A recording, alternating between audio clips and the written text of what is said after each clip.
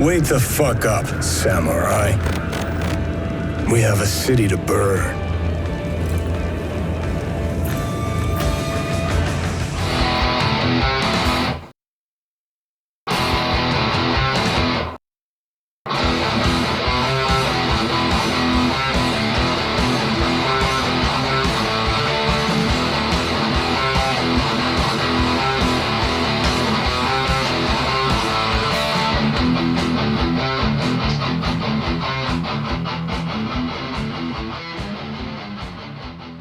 Everybody, welcome back to Virtual Tavern, Sci-Fi Sunday, a podcast where we talk about all things sci-fi and fantasy. We are on episode 3 of Cyberpunk 2077, the video game, on our Sci-Fi Sunday coverage. Yeah. We're already loving it. I've been having a blast, man, doing this. I think this is technically my 4th playthrough ever of the game. This would be my 4th too, technically. So I have 2 that are running parallel. So there's the one that I'm doing for the podcast, and then I have my own personal one where I'm going through the Nomad section. Yeah, my first 2 playthroughs, the first one, obviously, when the game came out, I just B-rolled through the story, and then I put it down for a couple months. I picked it back up. I got halfway through the story again, said fuck it. And then my 3rd playthrough is when I played a female V, and that's when I really dig deep into all the nitty-grittiness of the story and played Phantom Liberty and everything the game had to offer. Well, I mean, when you first started playing too was when the game was still hella buggy. So you'd constantly tell me dude, just don't worry about getting it on console. On PC, it's fucked, so it's going to be awful for you. Yeah, that was my first 2 playthroughs, but anyway, my name is Adam Edgar, joined by Hunter Chambliss. What's up, baby? Shut up. I hate you. But last we left off, like this? God. So we're not doing these podcasts mission by mission. Some missions are longer than others. So to make it a full podcast episode length, sometimes we jam in 3 or 4 missions into one episode. Yeah, as long as you spit on it, 3 or 4 doesn't really matter. So last episode we covered the rescue, right? The rescue, the Ripper Doc, the ride, and that was it. Just those 3 missions. Yeah, because we went through and saved Sandra Dorset. Then we went down to Vix to go get ourselves some upgrades and get the virus cleaned out, and then went on the ride with upgrades. Went on the ride with Dex so he could get a feel for us, and we could get the download on the job, like Diddy. Yeah, he diddied us. Diddy the diddler. Oh God! But yeah, just those 3 missions, and this episode we're going to be covering the pickup and the information. And the reason why I wanted to do these 2 missions is because the information is a nice little mission, but the pickup has a lot of branching different ways that you can play it. It's very cool. I like the way that they did that mission a lot. This is one of the very few missions in the game where there's branching decision making and it actually affects the story later on. Yeah, there's one part that we'll get to that I've never done the opposite end of it, so I don't know how it plays out. Yeah. When we get there, I'll bring it up. So before we get into that, we have something called our house cleaning shit. So our house cleaning shit, it's where we do our plugs, talk about the podcast, talk about emails, and anything else in our talking point recap before we get into the nitty gritty of the episode. Yeah. So first off, let's do our plugs. So just get that out of the way. We have a YouTube. Obviously, if you're watching this on YouTube, you know that. But we're on a lot of podcasting sites, and we have video podcasts now. So we're on Spotify, we're on YouTube, we're on iHeartRadio, we're on a bunch of shit. Yeah. It would be kind of funny if, while we're doing our plugs, someone's watching us on YouTube, dude, they have a fucking YouTube channel? I should go subscribe to them. Oh, wait, I'm a dumb fuck. I'm watching this on YouTube. Wait a minute. Something's not right here. Yeah. But we're on a ton of different sites. So if you have Spotify Premium and you prefer, your podcast on Spotify, just watch us there. It's the same thing. Yep. But I would prefer you to go to our YouTube and subscribe to us there. That way you can get community updates on if we miss an episode. I kind of fucked around this time and forgot to mention that we're going to miss Fantasy Friday this week. Sorry, I fucked up. Nail me to the cross, Yeah, sorry guys. I was working. He was working. It just... Work in the corner. Yeah. Oh, God. But yeah, we've said this many a times. There's going to be times where we're going to miss episodes. This isn't our full-time gig. We have jobs. He has a family. I'm by myself with 2 dogs. Yeah. So there's going to be times where we miss episodes. So Usually we try to get out some kind of a heads up to you guys, an Yes. update just to say, hey, we're going to miss Fantasy Friday or Sci-Fi Sunday, whatever. Yeah, Fantasy Friday and Sci-Fi Sunday are goals. They're not set in stone schedules to where if we miss a fucking episode, we're going to be chastised. Like, it's to be determined. But anyway, we have a YouTube. Go subscribe there. We have a TikTok, if that's more your thing, virtual_tavern_podcast. Yep. That covers all of our plugs. Emails. Yeah. I mean, what else can we say? You can email us. You can talk to us. I see people have actually been commenting on our YouTube videos, which is actually pretty cool. Our YouTube videos for our podcast are actually getting quite a decent amount of traction, and I see comments and I interact with them, and that's cool. But I would really appreciate you guys if you sent us an email, literally about anything. You can ask us about Cyberpunk. You can ask us about literally anything, with our personal lives. You can ask whatever, what's on your mind, and we'll read it on the podcast. As how long many as dicks he sucked? How many dicks I sucked this week? It'll be 7. It'll be 7. But we're also covering Fantasy Friday. So Lord of the Rings, if you have any questions about Lord of the Rings, we would love to hear from you. Our email is contact@virtualtavern@gmail.com. That's contact@virtualtavern@gmail.com. Because gonorrhea. And honestly, like, even if you guys just want to email us and ask us questions about like previous episodes, like for those of you who have been following the podcast kind of since we came out, we had a very, very extensive coverage of the Matrix. So yes.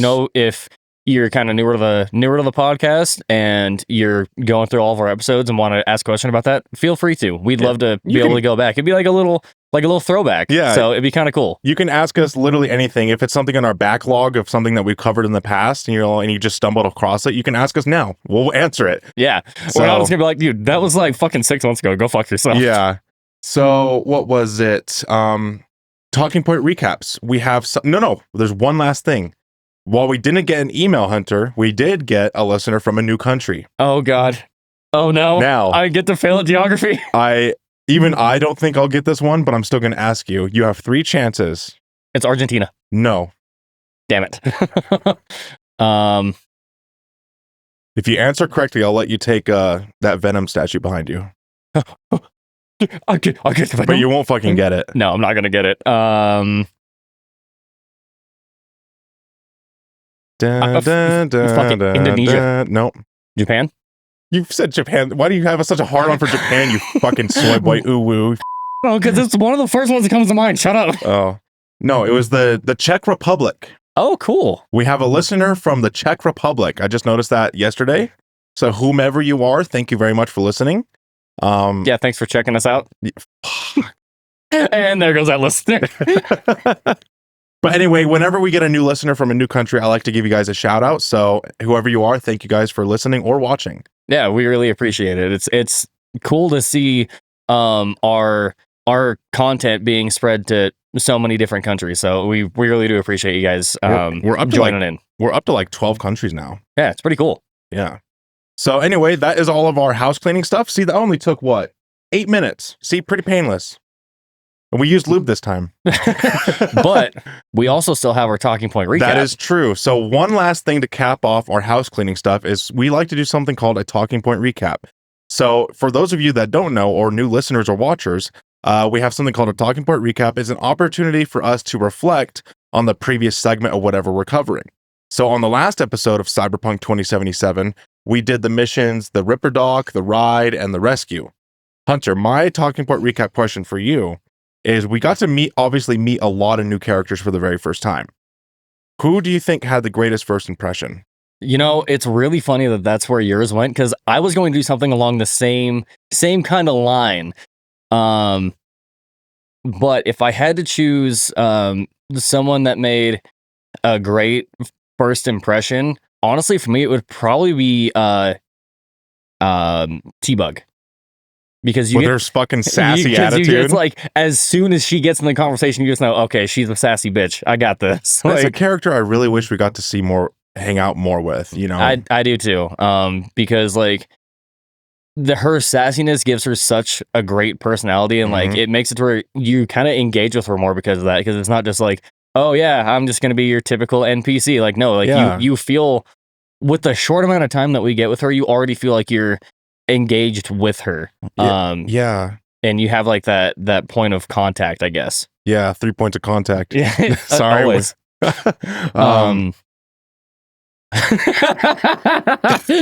back at the same time, I had my own fucking buffer moment right there. We only had about 2 scenes with her before the heist, and then spoiler alert, she dies. Yeah. Sorry guys, you're gonna learn that next episode. Yeah. Yeah, I would say T-Bug probably followed closely behind with Vic. Because Okay. Vic, he's just such a genuine character. He's a good guy. He's a really good guy, and especially because like it's very obvious that he has helped you out a lot in the past. Oh, yeah. When you go up and he goes, "Oh, so you haven't been paid yet, huh?" Nah, man, you know I'm good for it. I'll get you back with interest. All right, man, this is the last time. And it's 21 grand that you got to pay him, and he's just like, "It's cool. I'll wait." Really man. expensive pieces of cyberware. 21 grand. Even the flathead doesn't cost 21 grand. There's only 10. Yeah. Granted, that was also stolen, so they're probably just trying to like make what money they can. So if you got an MSRP, you know, buying it legit, it could have been like a 50 grand piece of hardware. That's what I'm thinking. It would probably at least have to be 50. Okay. But my talking point recap for you is we got to learn a lot of really interesting things. We got to see a lot of different parts of this universe just in the last 3 missions. Mm-hmm. What was your favorite piece of lore that we learned in this last little bit? Fuck you. Yeah, that's right, boy. Fuck you. That's right, boy. My favorite piece of lore. Son of a bitch. That's a good question. You fucking goon. See, we use lube for the other part. I didn't use lube for this one. It's hard to choose, man. God damn it. Why do you gotta dick me down like this? Because there's so many I know. I'm just gonna have to like settle and choose one because I'm gonna be sitting here all fucking day.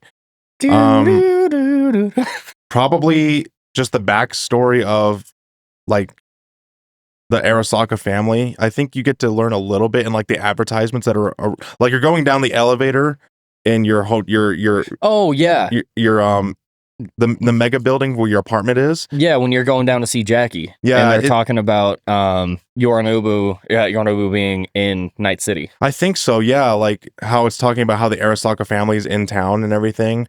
It was either that or it was talking about the soul killer device, like no, that was like more the promo material. Fuck. I'm like, son of a bitch, this sucks. Fuck me. God damn it. See what I've done? I made you talk yourself in a circle. I'm just gonna settle for that because I'm gonna keep going in circles. It might not have been like immediately in that scene, but I feel like in this first section of the gameplay, in an advertisement somewhere on a TV screen or somewhere, you get to learn that the Arasaka family is in Night City. Yeah, I do remember hearing that Yorinobu was in Night City, and I think they might have touched on the aircraft carrier, whatever the fuck it is. Yeah, that's what I'm thinking about too. Yeah, I think it's a loading screen. When you boot back into the game, and they called it the whale. Yeah, and they were saying that they thought it was kind of funny that they didn't feel that it was safe over in Japanese waters because local fishermen might try to harpoon it. Had a little joke there. Yeah, and honestly, like that. I don't know if she's meant to be like a TV anchor or if she's just like a radio DJ, but her dialogue pieces and the loading screens fucking kill me. I love her bits. Oh, the female newscaster. It might be her. I don't know if it's her, if it's a different chick that they have for the loading screens when they're talking about that. She's like, I just made myself some dinner. Or in reality, it's a half-eaten burrito from yesterday. You know, it's a half-eaten burrito from inside my couch. Yeah. So that's the best way I can answer that without sitting here all day and like fucking pondering like Jeopardy. Fair enough. Well, that covers our talking point recap and caps off our house cleaning stuff. So let's go ahead and dig deep straight back into our Cyberpunk 2077 coverage. So as we've talked about and kind of hinted toward this mission, we're going to start off with the pickup. And we're going to cap off this episode with the information because the information's a linear segment. Yeah, which that's actually how I played it too, is I did the pickup first and then I went into the information, which I think the first time I did it, actually, I did the information first because I wanted to go meet Evelyn. But every other playthrough, I've like wanted to get to the action because there Yeah. are already those 2 heavy dialogue set missions. Like I need to shoot something. Yeah. I need to shoot something. So there's multiple ways that you can play this. I can't remember exactly how many, but let's just dig deep and see how many we come up with. Yeah.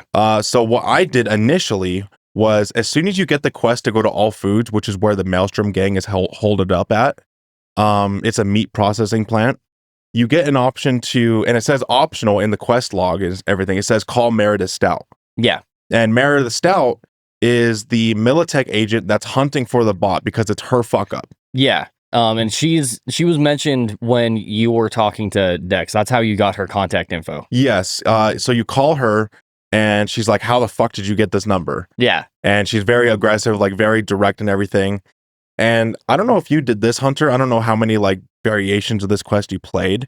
But when I talk to Meridith and any other corpo agent during this segment, I always choose the corpo dialogue option. Oh, I did too. Like if I have a chance to utilize the class specific dialogue options, I choose them.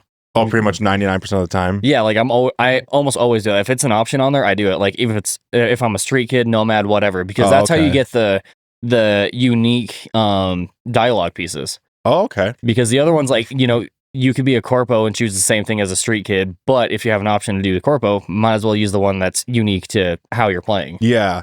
So whenever I'm talking to Meridith Stout, I chose the corpo dialogue option, and I'm like, this isn't my first rodeo. I know how it works. You're trying to cover up your loose ends and everything, you know. Yep. So Meridith has an investment. She wants to get back the bot, or at least cover up the track so it doesn't lead back to her. Yep. So you agree to meet with her. You meet her under like underneath like an overpass, you know, in like a gutter area. Yeah, it's kind of like what the hell? A dredge? Yeah, like a canal almost. Yeah. So you meet her in this like little secluded location, and she already has a hostage. And I think we'll learn this later on, but it's another person that works at Militech. Yeah, his name is Anthony Gilchrist or Gilchrist, something like that. Yeah, that sounds familiar. Yeah. I can't remember how they relate to each other. I think they both probably have like the same job, trying to find the flathead. And I think Anthony might actually be above Meridith. Oh, okay. Just based on how one of the other endings goes. Yeah.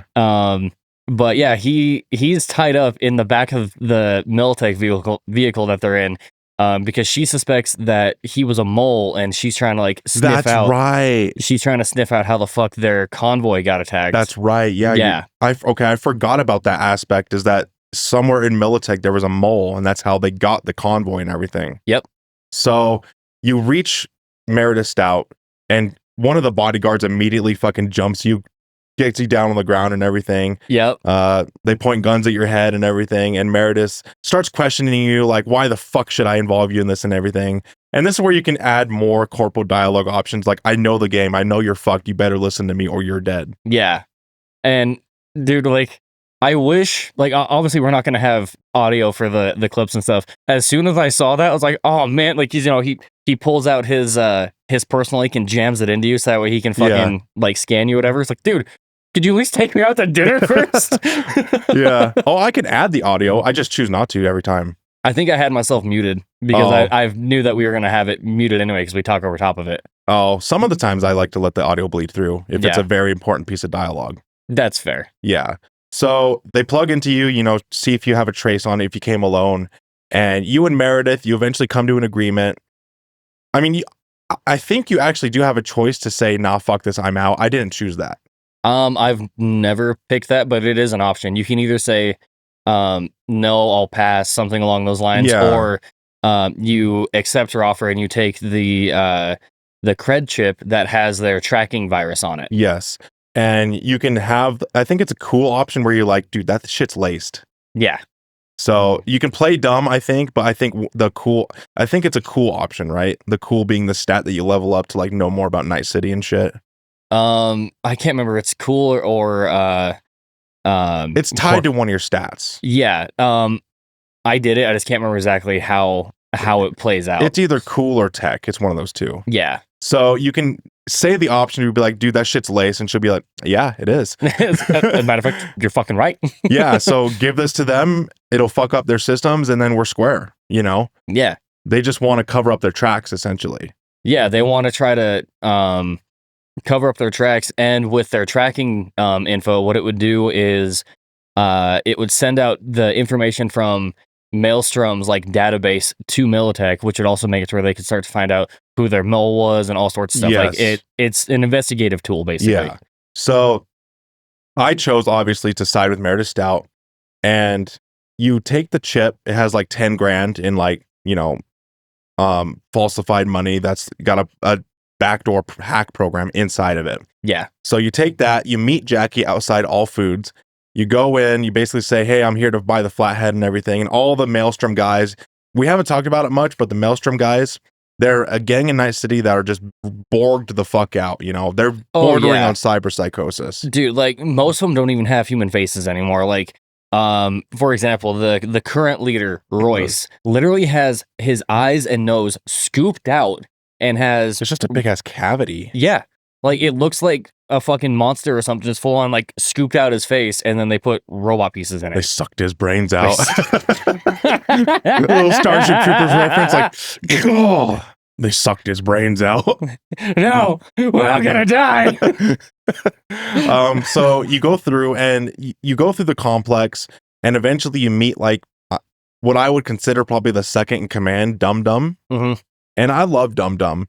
So I'm kind of jumping a little ahead here, but in my previous playthrough, I kind of hacked the game. Well, not hacked. I modded the game and I added money to my account because I didn't want to go around doing side quests and shit and gathering up the 10 grand. And I just gave them the 10 grand. So I was cool with the Maelstrom gang and they just let me fucking leave. That's cool. I've never done that option. Yeah. So I didn't even think about trying to do that for the podcast. Yeah. Granted, that's because it takes a while to get 10 grand. It's the most anticlimactic choice to do. Like nothing happens and you just walk away and the quest is done. So I wouldn't recommend it. Yeah. You know, obviously, because there's other things that happen if you choose the other options. Like I feel like with this one, it's the least amount of advancement in the story, for lack of a better word. So I'm curious, if you just straight up pay, does it like, do you still walk out and run into Meridith and have to talk to her? No, unless you did that beforehand. I didn't do that for my previous playthrough. So you just I said fuck. I didn't do any of the Militech shit. I just went in, paid 10 grand, and I got the fuck out of there. Oh shit! So there was no Militech angle at all.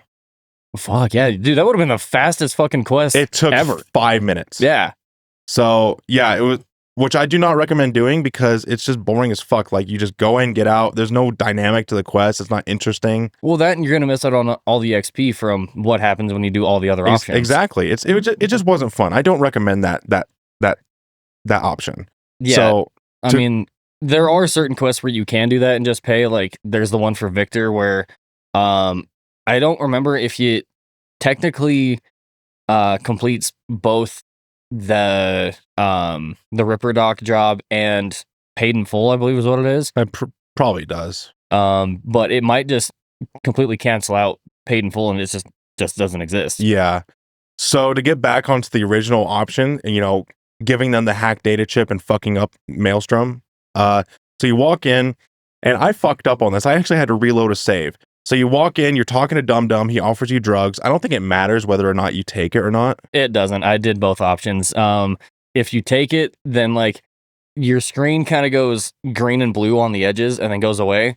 And he's like, oh, better. All right, now we can talk. Which is kind of fucked up because if you look at newsreels and like data shards about that drug, once you take even one hit of it, you're hooked on for it for life. Pretty much, yeah.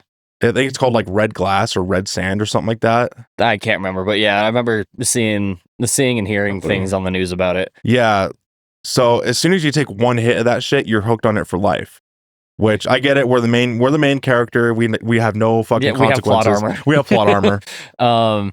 But if you choose not to take a hit of it, then he stares at you. He takes a hit himself. Goes, all right, suit yourself there, straight edge princess. That was such a funny fucking moment. It's like, you little pussy bitch. Whatever you say, straight edge princess. bitch. Yeah, you fucking puss. So the way the dialogue progresses is you say you're here for the flathead. Dexter Deshawn sent us and everything. And as soon as so Dum Dum gives you a little demo of what it's capable of, right? Shows it's crawling on the ceiling and everything. Yeah, it's like, oh, it's fully integratable, and you can even go up on the ceiling. You'll lose your lunch. Yeah, pretty much. Because like you obviously see what the flathead sees. Yeah. So like, you know, if it's doing fucking weird flips and shit, your stomach's gonna start turning. Yeah. And about midway through the conversation, in the background, the garage door opens up. Yeah. And you can see, is it Royce? It's Royce. You can see Royce, who is now the new leader of this Maelstrom gang. He's just in the back fucking off. And as soon as the dialogue progresses, it catches his ear. And then he hangs above the shed. And he's just waiting for you to say something that pisses him off. Yeah. And as soon as you mention, it's okay, we've already paid for it, Brick got it. Yeah. As soon as you mention the name Brick got it, it throws him into a fucking tantrum and he throws the shit up. Oh, motherfucker, Brick got it, huh? Yeah. You tell me you see any fucking brick around here? He's got a fucking gun pointed to your head. Like, all right, cool. He took that personally. Yeah, he did. Yeah. So, go ahead. So then, you know, you have a couple different options. There's one option that's like, do you really expect me to pay twice? And he says something to you along the lines of, oh, well, what makes you think you get to decide what to expect or not to expect? Or, you know, what is or isn't fair, more or less. And the other one's like, you know what? Fuck Brick. Let's cut a new deal. And he like stares at you saying like, now that's how you do fucking business. He's talking like Negan, you know, like, yeah. God diggity damn. Ah, damn. Yeah. So it doesn't really matter which one you choose. It just matters if he likes you more in that moment.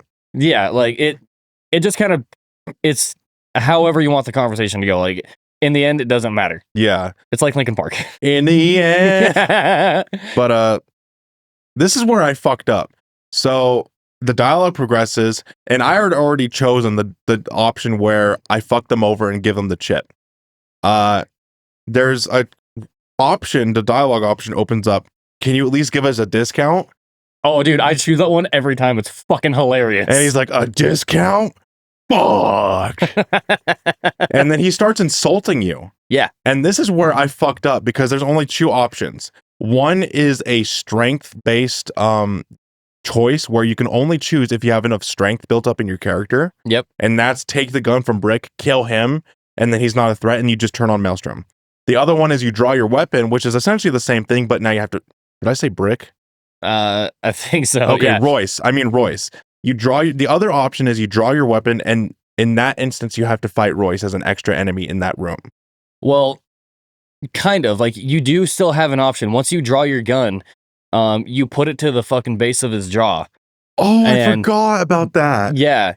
And you say something like, so you're going to reconsider my offer now? And at this point, like, all the Maelstrom guys have their guns out. Jackie has one pointed at Dum Dum, one pointed at the back of fucking Royce's head. So he's got two guns on him. I forgot that opens up a whole new little tiny dialogue option. Yeah. And as soon as you ask him, like, are you going to reconsider? He just goes, Yeah. Which... Did you record that? Please tell me you did. I did. Oh, thank God. I'm going to use your footage for that. Yeah. Every interaction you have with him, I have footage for. Okay. So,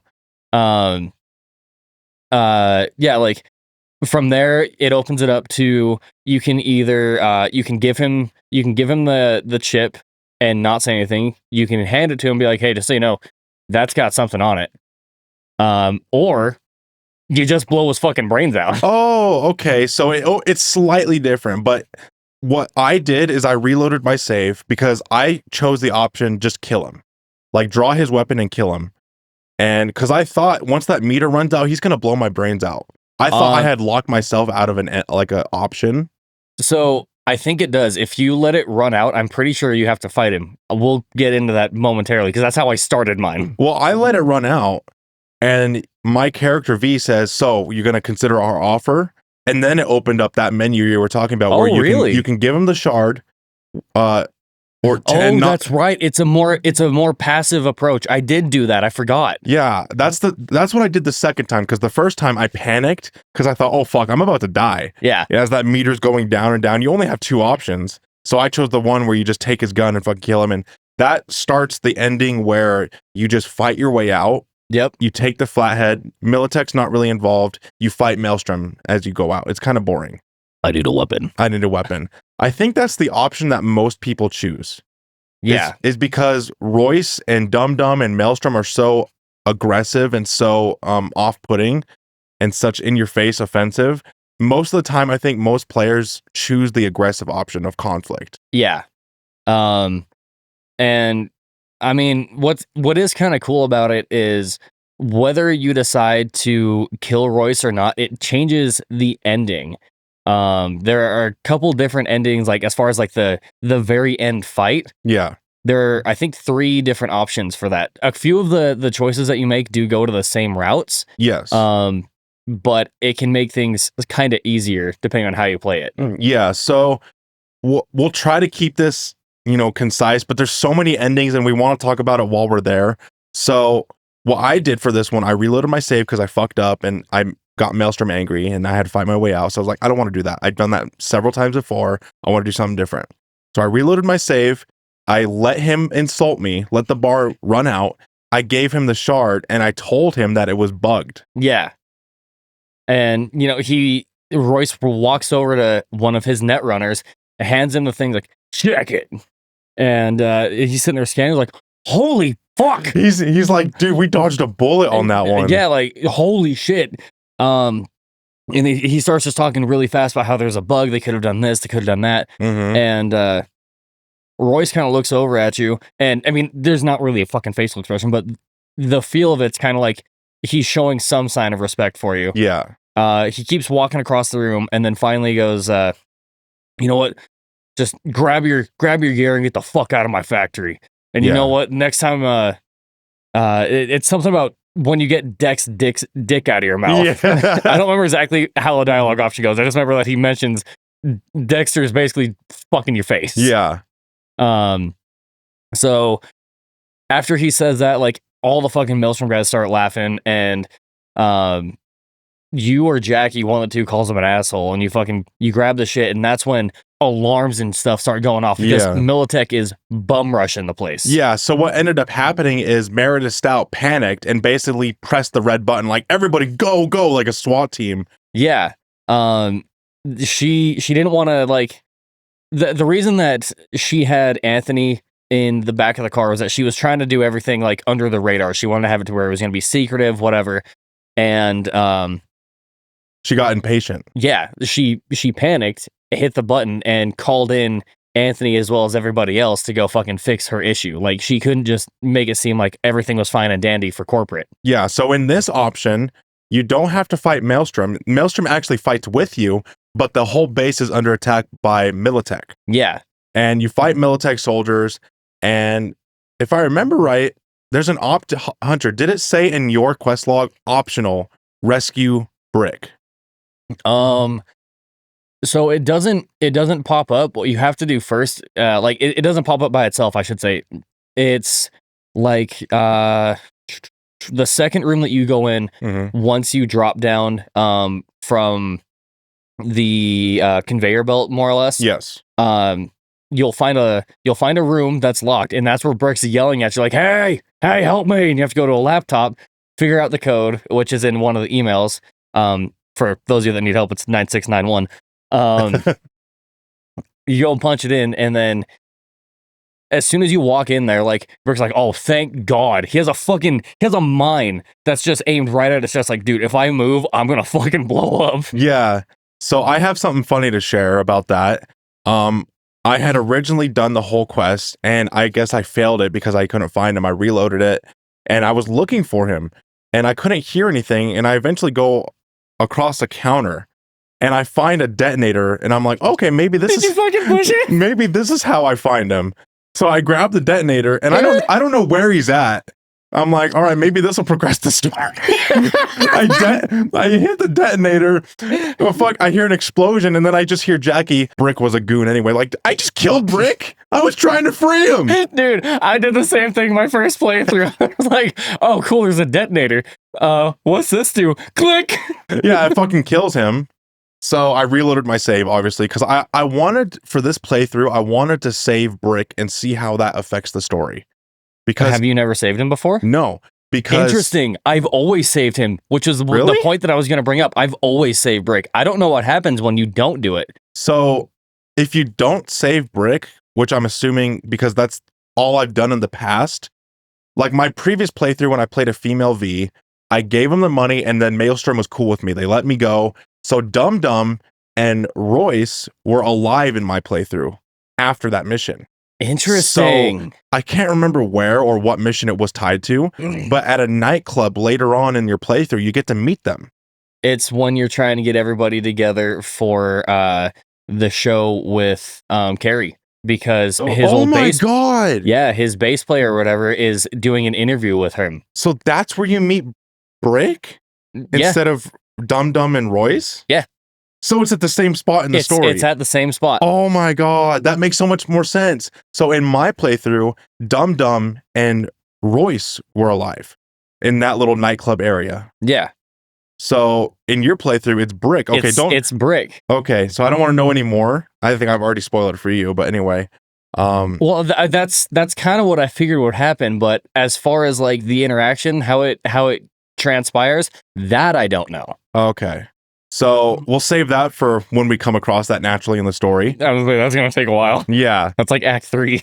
So I detonated it, killed Brick without realizing, reloaded my save, I freed him, and you go to the main boss room, right? And in this version, you're helping Maelstrom. You told him that the key was falsified, that it had a bug on it. So you're fighting Militech, and in this main boss room, Royce is actually an ally, and he's inside a big mech suit. Yeah. And he's fighting another Militech, like giant fucking, not a mech, but like, what would you classify this? Like I guess a mech, but it's not piloted. It's like an exosuit. Yeah. But it's not like piloted by anyone. It's like a drone. Oh, wait. Sorry. I'm thinking when you're not with Maelstrom. The Maelstrom big robot. The big ass robot. Okay, so the one that Royce is actually inside of? No, the one Royce is fighting. You have Royce inside of a mech, and then you have a Militech, like the big... Well, Royce would be inside an exosuit. The thing that you're thinking of would technically be a mech. Okay, I got them switched out. So Yeah. Royce is in an exosuit. Yeah. That's a more correct term, and he's fighting a Militech mech. Yeah. It's like an automated mech, I guess. It's kind of like... did you ever watch the new RoboCop that came out like 2012 or so? Yeah, it does look like that. Yeah, it looks like the... big ass fucking robots that they have. Or the I think it's called the Mantis from like Halo 4 or 5. The big ass robot, like I can't remember. It's been so long since I played 4. Yeah. But yeah, so you help Royce kill off that mech, and this is pretty cool. Like once you clear the room with enemies, you can actually go back and talk to Royce and kind of rub it in his face. And it's a cool option. God damn it! I could have done that because I have a high cool. Yeah, so you go back to Royce and you basically gloat in his face like, "Hey, are you forgetting something? What? How about a thank you for saving my ass, V?" You can Dude, that's fucking awesome. Yeah, you can rub it in his face and everything. So this isn't the route that I wanted to go with. So I reloaded my save and I chose what my definitive choice is going to be for the playthrough. I did the one where you give them the money and it does fuck them over. And that's going to be my definitive choice for this playthrough. And I saved Brick still. So I'm going to have that interaction later on. Yeah. But the only thing that's different is they plug in the chip, right? They try to transfer the funds, and it kills like 3 or 4 of them in the room because they're all hard linked into the same network. Yeah, like anyone that's linked into their subnet gets fried instantly, which is one of the things that they were freaking out about when the guy scanned it. It was like, holy fuck, we just like saved our ass. Yeah, it would have killed a bunch of us and uploaded all of our sensitive information to Militech. They would have known everything about us. Exactly. It was kind of like a NetWatch move when you think about it. Ooh. Yeah. Ooh, baby. Ooh. So in this one, Royce flees the room. You don't get to kill him right away. No. He becomes the boss later on. So Royce fucks off. You kill Dum Dum. Yeah, because Dum Dum's still in the room. Yeah, you kill Dum Dum. And you and Jackie leave. You go through they went to the ventilation shaft. Little Star Wars reference for you. But you go through the ventilation, kind of the same route that you take regardless of what you choose. Besides the one you just give them the money and you fuck off. Yeah. but you kind of more or less do the same thing. But in this one, you're fighting Maelstrom, and Militech doesn't rush in. Yeah, no, Maelstrom, or not Maelstrom, Militech doesn't, they don't panic because, they saw that their shit got uploaded, which I just had a thought pop in mind. I'm going to wait until we get to a certain decision, like a certain point. Okay. So we'll come back to that. But like you said, you're going through, you're fighting Maelstrom, and it's kind of neat because, like, for me as someone that does a lot of quick hacks, like, when you go through and you're fighting Militech, you don't have to worry about cameras spotting you and stuff. For me, as someone that does a lot of quick hacks, like, I'd see cameras like, nope, fuck you, fuck you, fuck you. See, this is what's cool about different playstyles. I don't give a fuck. I just run in with my baseball bat because I'm trying to level up my strength build. I see a camera, I'm like, what are you gonna do, pussy? Well, because I do like hacking and pistols, I always try to, like, more or less put some sort of a defense up against other net runners, because that's kind of how I see myself. I'm a net runner that can also shoot you in the fucking face if I want. Yeah, which is actually, I need to dial it back a little bit and talk about Brick for a second, because when I tried to free Brick, I didn't know that you can look in a computer in an email to find the code. I was actually surprised I had enough, like, net running skill to hack the door. You can just hack the door? Yeah. What the fuck? I've always found the fucking email. I was desperate. I just brought up my quick hack menu and it said, like, quick hack the door. And I did that, and I had enough RAM. So I did that. And then the mine, I was also panicking because I didn't have enough technical ability to disarm it. But you can also quick hack the mine too and disable it that way. That's how I've always done it, dude. I thought you were going to say you had to reload again because you fucking shot it. I probably would have done that. But yeah, so I got through by the skin of my teeth with how much baseline tech ability I had and net running ability. Yeah, which is cool. Like, I'm glad that they did think about that. That people are going to be low level. Like, they're not going to have intelligence, because I believe that's the trait that all your hacks go into. Yeah. They're not going to have that leveled up to where you need a high level in order to be able to save him to change the story later on. Yeah. So I was thankful I had just barely enough to pass that skill check. Yeah. But anyway, so in this one, you go to the main room, right? You're fighting Maelstrom in this one, which is the one that I'm choosing. You go to the main room, you fight Royce, and Hunter, I am not ashamed to admit it, I cheesed the fuck out of this boss. What did you do? I hid behind some crates, and he was stuck in one position, and I was just pelting him with my Unity pistol. And because of the angle, he would shoot his rockets, but they'd hit the crate, and he didn't try to stray for, like, maneuver around and outflank me. He stood still, and you guys will see the footage. I cheesed the fuck out of him. Okay. See, here's gonna be the big difference between us. I fought him legit with hacks, pistols, and grenades. I was legit. I just used cover. No, you fought him like a pansy. But what was kind of cool is I was dodging, like, left to right in the room as soon as he would start running at me saying something like, "Oh, it's a shame I have to smash your pretty face," or whatever the fuck it is that he says. I'd shoot him in the head, let him get, like, within probably, say, 6 feet, and then I'd dip over to the other side. He started trying to run around one of the pillars towards me, and this is going to be in the footage. He was on top of the car, more or less. That's in that front right corner. As soon as you walk through the door to start that fight, I threw a grenade on him. I blew it up, blew the car up, and I killed him with it. Oh, nice. He was at like 60% health, roughly. Ooh. And it fucking just insta-killed him. I was like, yes! Juicy. Environmental kill. Yeah. So you kill him, you get his weapon, and you have an option to, like, kill him. He's, like, in a wounded, like, Mortal Kombat state. Like, oh, finish him, you know? I thought he was dead. No, it's kind of like other bosses where once their health drops to 0, you can choose to execute them or let them live. Interesting. I don't know what bearing it has on the story, but I'm like, no, fuck you, you're an asshole. Bop. I've never popped him in the head. As soon as I beat him, I was like, cool, he's fucking dead now. Well, you do the same thing with the ninja boss later on in the story. Oh, that's right. I thought that was more like an integral part of that because that is one of Oh, what the hell is his fucking name? I know who you're talking about, but I can't remember either off the top of my head. Yeah, the guy that you end up working with that's from Arasaka.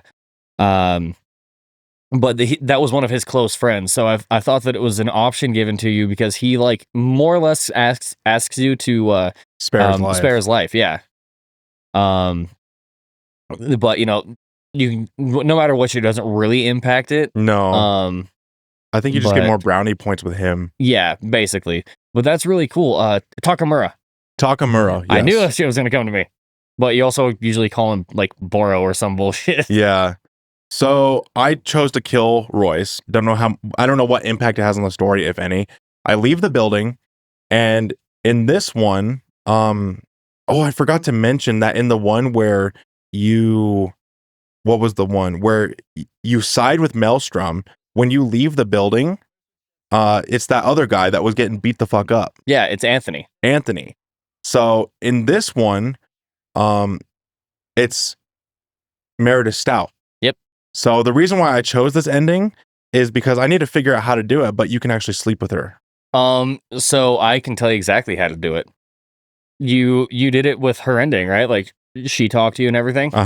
She's just gonna randomly call you in Act 2. Oh, really? Yeah. Like if you have it to where you finish with her being on the other side, it's just at a random point. It's once you unlock the No-Tell Motel, the same place that you and Pan Am go later on in the story. Really? Yep. As soon as you unlock that, like you'll be a couple missions into other sections, and she'll just randomly call you. Like, all right, so she either calls you or she sends you a text. Like, want to hook up? Basically, yeah. Like, I don't think it matters if I remember right. It doesn't matter which dialogue option that you have, but there are some riskier texts that you can send to like really make sure it happens. But you can also gain a weapon from it after you're done. That's the reason why I wanted to do it, is because I wanted the dildo bat. Yeah, I was gonna say I don't remember what the fuck it's called. I actually Mr. Phallus, I think. Something like that. Yeah. Because I remember when I first saw it was actually not the playthrough for the podcast, obviously, because I'm not that far in. But my my Nomad one that I was working on before, I've slept with her every single time. So this is playthrough 3 for me. And I finally looked at it, I was like, what the fuck is that? Yeah. I picked it up. I sent a picture to the group with my brother. Like, dude, did you guys know this was a thing? Like, yeah, actually, I use that a lot. Yeah, so I wanted to do that for this playthrough. So that's the one that I chose. You leave the building. Meredith's like, well, I'm going to go in there and clean up any evidence that led back to me. And she basically hints like, it's a shame that we couldn't retrieve the flathead. Be like, take it. That's your pay for the job. I won't make any deal. I know you have it, but I won't push it, and that'll be your compensation. Yeah, and what's kind of cool too is depending on which ending you go, she says something to you like, love to see you work with us more. Yeah. And one option, like that's kind of where it ends, and the other one is you just have to learn to follow orders. And your dialogue option for like agreeing with her says, yeah, maybe. Which if you don't pay with a chip and you just execute Royce, or you kill Royce, whatever you do, that's when she says like, you'll follow orders, and you'll just be like, well, yeah, maybe. However, if you do what you had and you give him the chip, with the encryption on it, she's like, yeah, you say, yeah, I'd be more than happy to. She goes, well, hopefully we'll be able to work together. Corporate God's willing. Yeah. So it's kind of cool that like, even though the endings are similar, there's dialogue options that are different. Like your choices are the same, but what you actually say is a totally different aspect. That's a completely different thing that I didn't think about, is if you give them the chip, whether you give them the chip or decide to shoot your way out as soon as they start insulting you, is it kind of the same result? It's similar. So what I did for my playthrough, when you first walk into the room and Jackie and Dum Dum start kind of getting into it because Jackie doesn't want to sit down. Yeah. And you have the option to tell Jackie, hey, just sit down, like, be cool. Which is another thing that we should mention really quickly, how badass Jackie is. Oh, dude, Jackie, he's just fucking straight up like, fuck you guys. Like, I'm not fucking doing this. Yeah. What the fuck you gonna do about it? Yeah, he's like, job be damned. I'm not gonna be a bitch for these guys. Yeah, because Jackie's belief, if you choose the option like, Jackie, what's the deal? He says something like, sitting down makes you an easy target, and I don't like this guy's fucking tone. Yeah.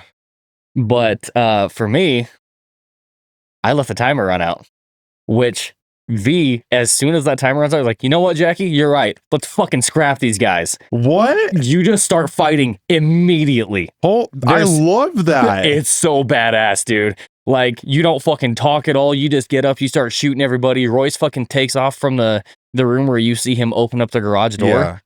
When you kill everybody in that room, that's when you have to like dig around, find the flathead.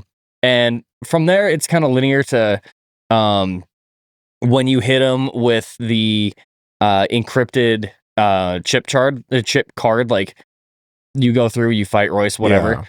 But that's where it gets different from when you use the encryption card to when you don't. When you walk out, like Meridith is still standing there, and that's when she'll say, yeah, you know, maybe you can do some more work for us if you'll follow orders so next she's time. mad at you for not giving the... She's pissed that you don't give him the chip. So slight variation, but kind of same pond, right? Yeah, like that's kind of what I'm saying. Like a lot of the endings, they're similar, but there are slight differences. Like they might lead to the same result. Like I'm still going to be able to fuck Meridith, which is happening. Yeah. And so how do you get the ending where, not really an ending, but where you get shot by Royce because you take too long? I've never been shot by Royce. I'm pretty sure there's an option where if you let one of the dialogue options run out, he just caps your ass.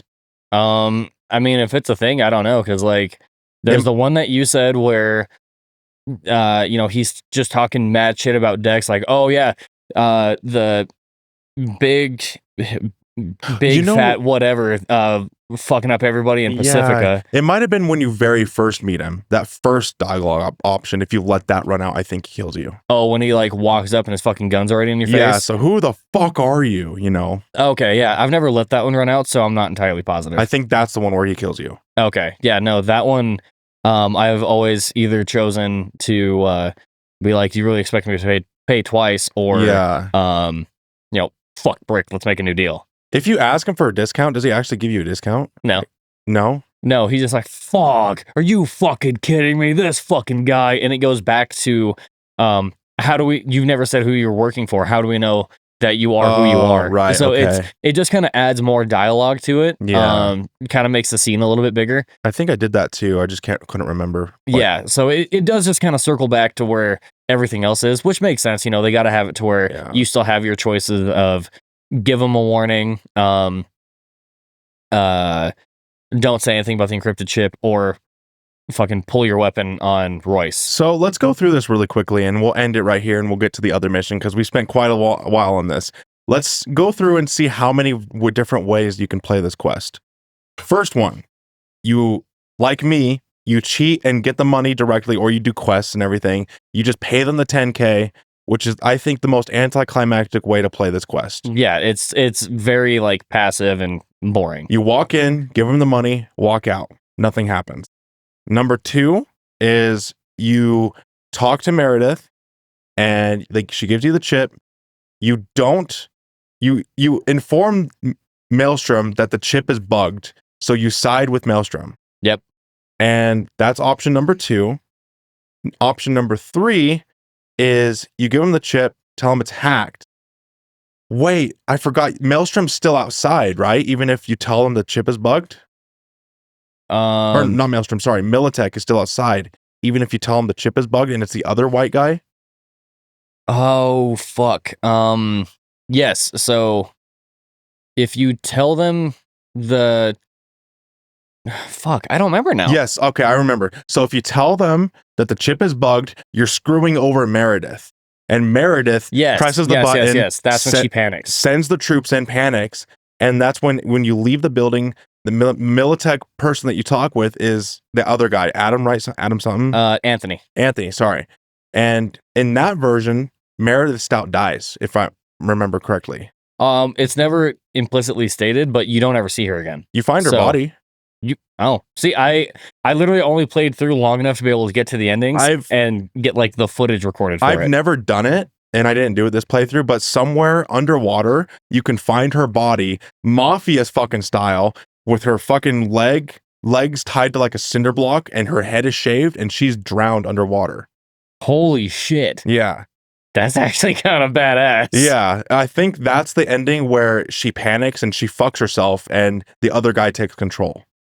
Which makes sense because, from doing the Corpro intro, like we know that Corpro agents tend to kill each other whenever things go awry. So that's option number 2, where Anthony takes over and Meridith Stout dies. Option number 3 is you don't tell them about the chip.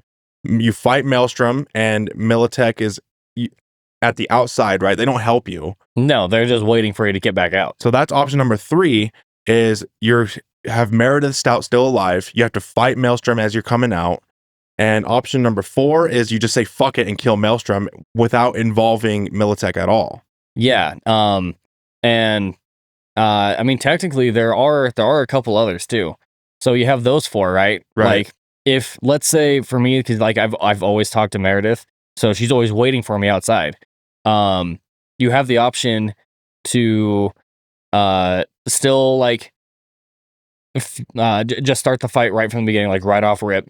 Mm-hmm. Or when you put your fucking gun to Royce's head, you can execute him right then and there. And then the end fight changes. Instead of having Royce in an exosuit, it's like 3 or 4 Maelstrom guys, and that's it. Yeah. So technically, that'd be 5.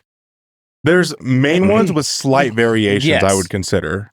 Yeah. So, it just kind of like changes how the end fight goes, more or less, but they do kind of lead to the same avenue. Yeah, and that's the strength option where you draw the weapon and put it up to his head, I believe, and you can skip his boss fight entirely. Oh, it's not even a strength option. Like you can just do it. Really? Yeah. Like I'm not a strength build. Like I never have been. And it showed the fist. It's a picture of your gun. It just says holster. Oh, like draw your weapon, and then down below it might show a fist, but maybe I'm thinking of something else. Yeah, it's still like an available option to everybody. You can just execute them there. Well, the only other thing that I wanted to touch on was, again, it's one of the ones that branches out. You do have the option once you get the encrypted chip to decrypt it for them before you even go to Maelstrom. Like you can hack it and take their virus off of it. Mm-hmm. It leads to the same thing if you warn them that Militech has shit on there. Like Militech will still raid the place, and then you'll see Anthony instead. Oh, okay. Because I tried that. I tried to hack the shard that they gave me, Militech, and it just said, this is proprietary information of Militech, access restricted. I must have fucked it up or something. No, so you just have to pay with it, and it'll goes through the whole thing. Like instead of their guy having to hack it to get all that shit ripped off, he'll just look at it like, yeah, it's clean. And then it starts that same thing where he tells you get Dex's dick out of your mouth. So slight variations again. Yeah, again, slight variation. It's just a different way to play it. So before we move on from this quest, one last thing. Hunter, which option are you going with for your playthrough? Like, you tried them all, or at least a good amount of them. Which one are you settling on? So initially I was going to go through where, like I did the first time, where I just started fighting off rip to kind of make it easier, because when I was playing through all the rest of them for the footage, I accidentally deleted one of my saves from the very end of it. So I executed Royce, saved Brick, and just made it to where I could get through it faster to, be able to move on. Okay, so Royce and Dum Dum are dead, and I saved Brick. Okay, and you sided with Militech? Yeah. Okay, so you kind of did the same one I did, right? More or less, yeah. Meridith Stout was alive? Yeah, she's still alive. We chose the pretty much exactly the same. Okay, so we're doing the exactly same paths. Yeah, which is interesting. We're like, we didn't discuss this. Yeah. Well, that's cool. It's like there's so many ways to play this, and it's interesting that we ended up at the same. Yeah, because that's how I like to do it, because I know how it goes with Brick being alive. Like, I could have saved Royce, but Royce is a fucking asshole. Yeah. Like, I fucking hate his character. So we already spent like 45 minutes talking about this mission. There's honestly, I kind of planned this because there's not a whole lot to talk about with the information. Mm-hmm. I mean, it's cool and everything. Before we do that, is there any last comments you want to make about this mission at the pickup? I just want to say that I am really glad that they made a mission available early on to where there are those branching options, because since it's, you know, an RPG, it's nice to be able to have an influence on the story. Like, it's not just going to be fucking linear for everybody. It's not going to be the same playthrough. That's the reason why I wanted to dedicate most of this episode, 90% of this episode, to this quest, because there's so much to talk about. Yeah. It's one of the very few missions in this game where there's non-linear choice making. Yeah, and really, like, with the information, or whatever the fuck this next one's called,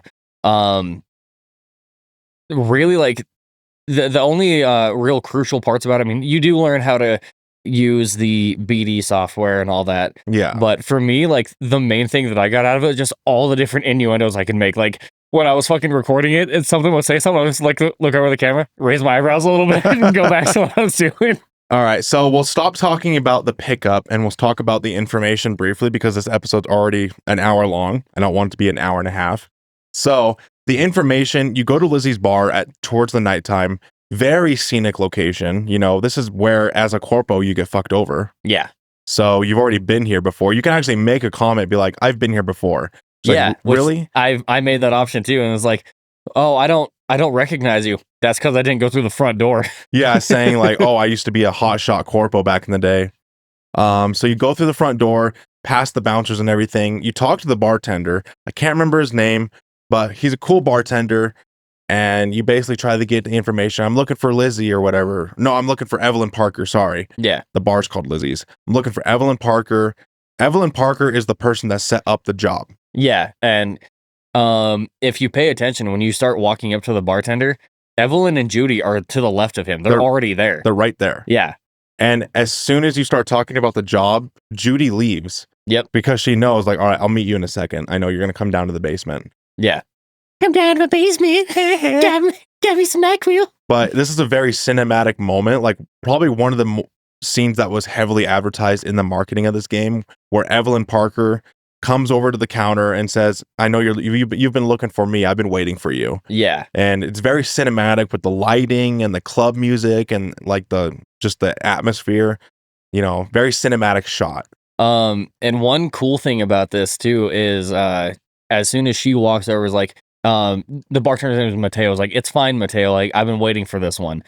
He starts pouring you guys glasses of tequila. Forgot about that. And you have an option when the dialogue first starts to just be like, so you must be Evelyn, or you take a drink out of it. Like, how'd you know this is my favorite tequila? Which it's Sensen tequila, which is also Jackie's favorite tequila. Oh. And we can kind of discuss about that later on. But yeah, I just thought it was interesting. They used the same brand for both scenes. Didn't she say something like, I make it a point to get to know my customers or something like that? Yeah, I make it a point to know everything about the people I work with. Yeah, basically saying that she's been spying on you. Yeah. So... fucking stalker. Yeah. So she says, all right, come with me. She takes you to the back. Come with me, and you'll see a reel of fucking BDs. The walls are jizz. Taste all this. No. God damn it. But she takes you to the back, like little, like a VIP lounge area. Yeah. And I had to try my best to look away from the hallway. Dude, I was going fucking right, left. Because right, I left. wanted to use this footage, but I'm like, this is a little risky for YouTube or Spotify. So I like looked away. There's in the center of this room, there's a holographic like dancer. And she's pretty much full nude. Yeah, like the only thing that's slightly covering her up is she has fucking tape on her nipples. Yeah. That's it. I was like, I'm not risking this with YouTube and everything. I'm just going to look away like, Yep. Dude, it's like when we were pulling Sandra Dorset out of the bathtub. That's why I was just looking at her face like, don't look down, don't look down, don't look down. So she takes you to this VIP room and you kind of like just get a feel for each other, asking each other, how do you know Dexter Deshawn? How'd you get to know about this job? You're laying the groundwork, right? You haven't really gotten to the nitty gritty yet. You're just talking about the biochip. You're talking about, you know, Konpeki Plaza. You know. And being a corpo, it's kind of cool because it gives you some different options. Because she starts asking like, "Oh, have you ever been to Konpeki Plaza?" Like, "Oh, well, you know, the one over here is top notch. While Singapore and France, like the customer service, you just can't beat it. But the one in Japan is just fucking perfect." Yeah, I chose that option too, and it gives you some backstory to V. It's like, oh, he hasn't just stayed in Night City. Yeah, As a like, corpo, he traveled the world. exactly. And, like, he's been able to like kind of see the sights. And since I also have my cool upgraded, oh excuse me, she when she's asking you about Dex, like how do you know Dex? There's a cool option that's like, what are you doing? Writing his fucking autobiography? Yeah. I mean, truthfully, I don't know a whole lot, but like, what the fuck? I didn't choose that option because I didn't want to be abrasive. I know it's not going to impact the story, but I try to role play a little bit. Well, like, it's like I said, if I have an option for a class specific thing, or Yeah. if I have a skill check that I can use, I utilize it. Yeah. So once you're done talking about the job, formalities and all that shit, you go down the stairs and best girl Judy is waiting down there. And Judy is in charge of like brain dances and shit. And Hunter, can you tell me, like, I get the sense that Judy and Evelyn were once in a relationship at one point. Is it like romantic or sexual, or are they just really good friends? They were really good friends. They both used to work at the Mox. So like they were really close in that aspect. Evelyn's not into women, while we, those of us that have played through it before, like, know that Judy is strictly lesbian. Yes. So no, they're just really close friends. Like, basically Evelyn is Judy's best friend. Okay. I couldn't put a pin on it. I felt like it could go either way, No, like it's that Evelyn is her best friend. Okay. Which is kind of why when things happen later on in the story, it's as impactful to her as it is. Right. So you go down to the basement. She introduces you to Judy. This is the best BD, brain dance editor I know. Brain dances, for those of you that don't know, that's basically holographic VR goggles, but it's like the Matrix, essentially. It plugs you into the Matrix, where it's a digital reality where you feel, taste, and touch everything that's in the digital world. Yeah. Essentially, like, you get to see things through the eyes of whoever recorded it. There's an implant that's in their brain that not only records their perspective, but everything that kind of goes on around them. Yeah. It gives you, like, say, a 15-foot radius, so you're able to like hear things that they weren't able to actually hear, sense different temperatures and things like that. So here, Judy, after programming all of your stuff and creating a sensory profile, is what she calls it, you get thrown into a little tutorial to kind of figure out how to do that. Yeah, so they sit you down in the chair. Judy has a little bit of apprehensions about having your netrunner T-Bug like sitting in the back seat of the program. Yeah, she fucking panics immediately. Like, hold on, let me get T-Bug on the hall. Like, hold on, no, that ain't happening. Like, dude, it's fine. She's gonna be on the job anyway. Yeah. So Judy reluctantly, gives T-Bug access to the BD, and you have the option, and I'm thankful that they added it. You can actually skip the tutorial brain dance and just see a small cutscene. You don't have to interact with it at all. See, I played through it just in case we wanted to kind of discuss it. I mean, obviously, with this being fucking playthrough number 4, I've done it before, and after the first one, I usually skip it, but I figured I'd cover it just to be safe. Yeah. So we should mention this real quick. The reason why we're going into a brain dance is because Evelyn Parker has captured her own brain dance of being at Konpeki Plaza, where she was basically having sex with, is it Yorinobu or Saburo? She was having sex with Yorinobu. Saburo is, Saburo's the emperor, and Yorinobu is the son. Okay, so Yorinobu and Evelyn were having sex in his private apartment where the relic is stored. Yeah.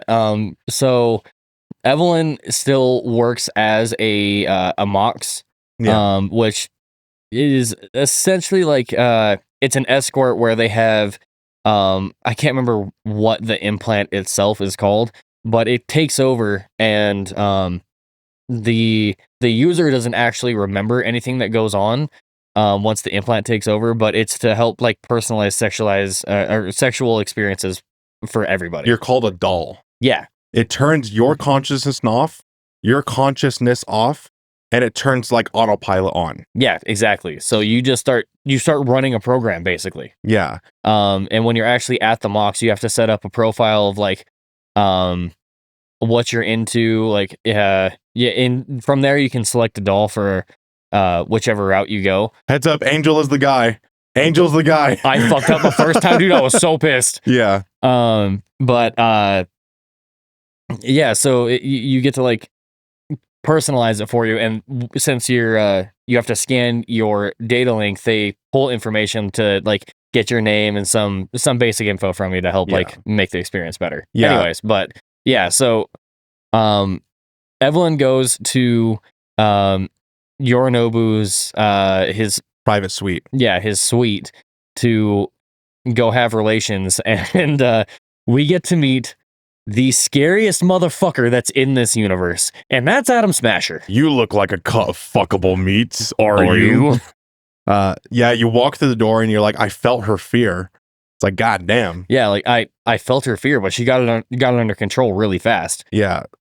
So let me mention this real quick. I just want to put this out here. Hunter, I don't know if you feel the same way. I fucking hate brain dances. I don't mind them. They're so time consuming. They're so unnecessary. And a lot of them are just flat out broken and tell you to look for things in certain like areas like heat and sound and visual where they're not fucking there, and it doesn't progress the fucking story. So you end up going in circles, wasting like 20 minutes of your time. Like it shows you like a little bar, like you're supposed to be looking here, but it's lying to you. And you're actually supposed to be like looking further down the recording. And that's what progresses the story. It tricks you.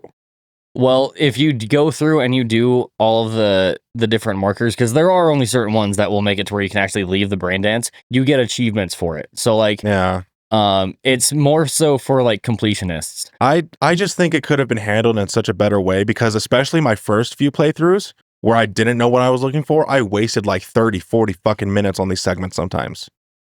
I mean, I was kind of okay with it just because I was already so like enveloped in the universe. Like, you know, I'm still enjoying my time. Yeah. And again, it kind of like played into me being a little fucking hacky boy. Like I felt like I was being able to utilize my expertise in a different way. Yeah. So little side note, as Evelyn Parker, you're going through the hotel and everything, you see Andrew Hellman on the TV, who Yorinobu is talking to, who we'll get to know later on in the story, but just thought I'd mention it right now.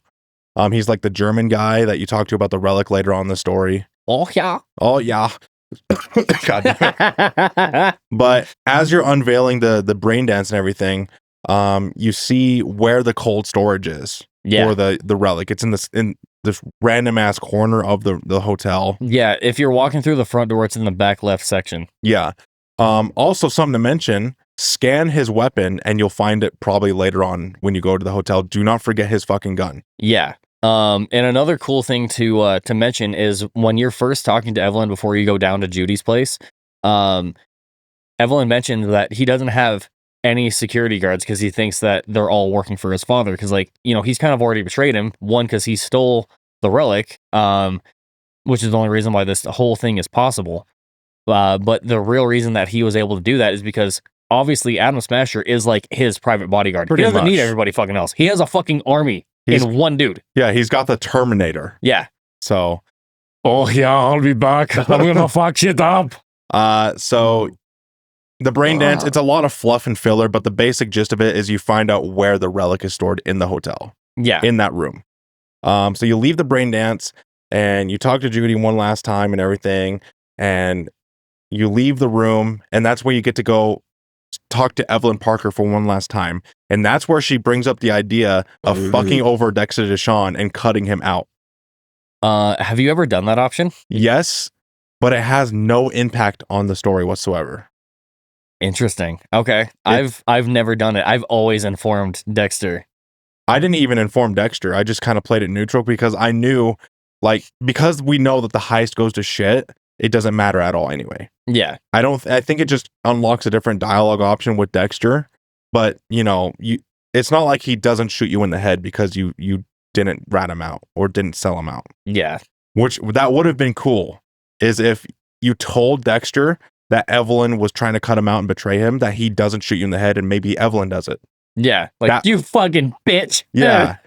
I mean, you're still leading to the same destination. You're still getting shot in the head, but it would have been sweet if, you know, that difference in decision making actually had some kind of impact. Yeah, like if choosing one option or the other would actually lead to a different, not necessarily a different outcome, but just a different path to that outcome. Yeah, just a different way to get to the same destination. You're still going to get shot in the head. You're still going to die and come back, but have someone else do it would make your decisions feel validated. Yeah, which would be really interesting too for, you know, the missions that we get later on through Judy about trying to save certain people. I'm trying to be real vague here.